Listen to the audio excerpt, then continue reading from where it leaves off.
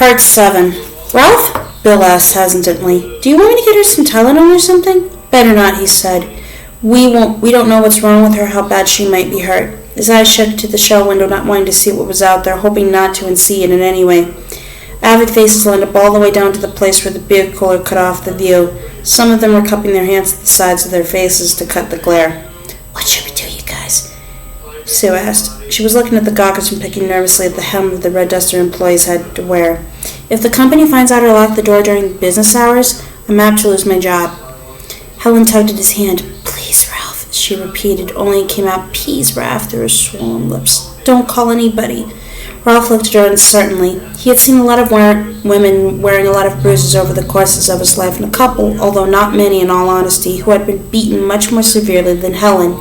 It hadn't always seemed this grim, though. His mind and morals had been formed at a time when people believed that what went on between a husband and wife beyond the closed doors of their marriage was their business, and that included the man who hit with his fist and the woman who cut with her tongue. You couldn't make people behave, and meddling into their affairs, even with the best of intentions, all too often turned friends into enemies. But then he thought of the way she had been carrying Natalie as she staggered across the parking lot. If she had dropped the baby in the lot or crossing Harris Avenue, she probably wouldn't have known it. Ralph guessed that it was nothing but instinct that had caused Helen to take the baby in the first place. She hadn't wanted to leave that in the care of the man who had beaten her so badly she could only see out of one eye and talk in mushy, rounded syllables. He thought of something else as well, something that had to do with the days following Carolyn's death earlier in the year. He had been surprised at the depth of his grief. It had been an expected death after all. He had believed he had taken care of most of his grieving while Carolyn was still alive, and it had rendered him awkward and ineffective about the final arrangements which needed to be made. He managed the call to the Brick and Smith funeral home, but it was Helen who had gotten the obit for him from the Dairy News and helped him to fill it out. Helen who had gone with him to pick out a coffin, Bill who hated death and the trappings which surrounded it made himself scarce, and Helen who helped him choose a floral centerpiece, the woman's beloved wife. And it had been Helen, of course, who had orchestrated the little party afterward, providing sandwiches from Drinks Catering and soft drinks and beer from the Red Apple. These were things Helen had done for him when he could not do them for himself. Did he not have an obligation to repay her kindness even if Helen might not see it as kindness right now? Bill, he asked, what do you think? Bill looked from Ralph to Helen sitting in the red plastic chair with her battered face lowered, then back to Ralph again. He produced a handkerchief and wiped his lips nervously. I don't know. I like Helen a lot and I want to do the right thing. You know I do, but something like this, who knows what the right thing is? Ralph suddenly remembered what Carolyn used to say whenever he started moaning and bitching about some chore he didn't want to do, some errand he didn't want to run, or some duty call he didn't want to make. It's a long walk back to Eden, sweetheart, so don't sweat the small stuff. He reached for the phone again, and this time when Helen reached for his wrist, he pushed it away. You have reached Area Police Department, a recorded voice told him. Push 1 for emergency services, push 2 for police services, push 3 for information. Ralph, who suddenly understood who needed all 3, hesitated for a second and then pushed 2.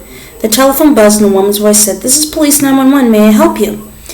He took a deep breath and said, This is Ralph Robertson at the Red Apple store on Harris Avenue with my neighbor from up the street. Her name is Helen Deepno. She's beaten up pretty badly. He put his hand gently on the side of Helen's face, and she pressed her forehead against his side. You could feel the heat of her skin through his shirt. Please come as fast as you can. He hung up the telephone and squatted down next to Helen. Natalie saw him, crowed with delight, and reached out to give his nose a friendly hug. Ralph smiled, kissed her tiny palm, then looked into Helen's face. I'm sorry, Helen, he said, but I had to. I couldn't not do it. Do you understand that? I couldn't not do it. I don't understand anything, she said. Her nose had stopped bleeding. Once she reached up to swipe at it, she winced back from the touch of her own fingers. Helen, why did he do it? Why would I beat you up like this? He found himself remembering the other bruises, a pattern of them perhaps.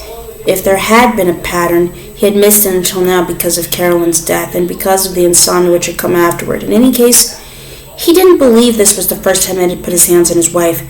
Today might have been a drastic escalation, but it hadn't been the first time. He could grasp that idea and admit its logic, but he discovered he still couldn't see Ed doing it. He could see Ed's quick grin, his lively way, the way his hands would wrestle when he talked, but he couldn't see Ed using those hands to beat the fuck out of his wife, no matter how hard he tried. Then a memory resurfaced. A memory of Ed walking stiff-legged toward the man who had been driving the blue pickup. It had been a Ford Ranger, hadn't it? And then flicking the flat of his hand across the heavy-set man's jowls. Remembering that was like opening the door of Fibber McGee's closet in that old radio show, and what came falling out wasn't an avalanche of old star junk, but a series of vivid images from that day last July. The Thunder Ants building over the airport, Ed's arm popping out of the Datsun's window and waving it up and down as if he could make the gate slide open faster that way, the scarf with the Chinese symbols on it. Hey, Susan Day, how many kids did you kill today? Ralph thought, only it was Ed's voice he heard, and he knew pretty well what Helen was going to say before she even opened her mouth. So stupid, she said dully. He hit me because I signed a petition. That's all it was. They're circulating all over town. Someone pushed into my face when I was going into the supermarket day before yesterday. He said something about a benefit for woman care, and that seemed all right. Besides, the baby was fussing, so You just signed it, Ralph finished softly. She nodded and began to cry again. What petition? Bill asked. To bring Susan Day to Derry, Ralph told him. She's a feminist. I know who the fuck Susan Day is, Bill said irritably. Anyway, a bunch of people are trying to get her here to speak on behalf of woman care. When Ed came home today, he was in a great mood, Helen said through tears. He almost always is on Thursdays because it's his half day. He was talking about how he was going to spend the afternoon pretending to read a book and actually just watching a sprinkler go around. You know how he is, yes, Ralph said, remembering how Ed had plunged his arm to one of the heavy-set man's barrels and the crafty grin, I know a trick worth two of that, on his face. Yes, I know how he is. I sent him out to get some baby food. Her voice was rising, becoming fretful and frightened. I didn't know he'd be upset. I'd all but forgotten about signing the damn thing, to tell the truth, and I still don't know exactly why he was so upset, but when he came back, she hugged Natalie to her trembling. Shh. Helen, take it easy. Everything's okay. No, it's not! She looked up at him, tears streaming from one eye and seeping out from beneath the swelled lid of the other. It's not! Why didn't he stop this? Helen, what's going to happen to me and the baby? Where will we go? I don't have any money except for what's in the joint check and a tip. I don't have a job! Oh, Ralph, why did you call the police? You shouldn't have done that! And she hit his forearm with a strengthless little fist. You're going to get through this just fine, he said. You've got a lot of friends in the neighborhood. But he barely heard what he was saying and hadn't felt her small punch at all. The anger was thudding away in his chest and at his temples like a second heartbeat. Not why didn't he stop? That wasn't what she had said. What she had said was, why didn't he stop this time? This time. Helen, where's Ed now? Home, I guess, she said dully. Ralph patted her on the shoulder and then turned and started toward the door. Ralph, Bill asked. He sounded alarmed. Where are you going? Lock the door after me, Ralph told Sue. Geez, I don't know if I could do that. Ralph looked doubtfully at the line of gawkers peering in through the dirty window. There were more of them now. You can, he said. The cock said, catching the first faint wail of an approaching siren. Yes, but the cops will tell you what to do, and your boss won't be mad at you either. He'll probably give you a medal for handling everything just right. If he does, I'll split it with you, she said, then glanced at Helen again. A little color had come back into Sue's cheeks, but not much. Jeepers, Ralph, look at her! Did he really beat her up because she signed some stupid paper in the shop and save? I guess so, Ralph said. The conversation made perfect sense to him, but it was coming in long distance. His rage was close. It had its hot arms locked around his It had his hot hands wrapped around his neck, it seemed. He wished he were 40 again, even 50, so he could give Ed a taste of his own medicine. And he had an idea he might try doing that anyway. He was turning Thunderbolt over the door when Bill grabbed his shoulder. What do you think you're doing? Going to see Ed. Are you kidding? I'll take you apart if you get in his face. Didn't you see what he did to her? You fucking bet I did, Ralph replied. The words weren't quite a snarl, but close enough to make Bill draw his hand. You're 70 fucking years old, Ralph, in case you've forgotten. Helen needs a friend right now, not some busted-up auntie she could visit because his hospital room was 3 doors down from hers.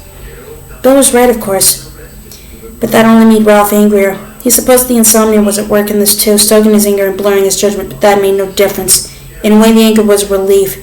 It was better, certainly, than drifting through a world where everything had turned dark shades of dark gray. If he beats me up bad enough, they'll give me some Demerol and I can get a decent night's sleep, he said.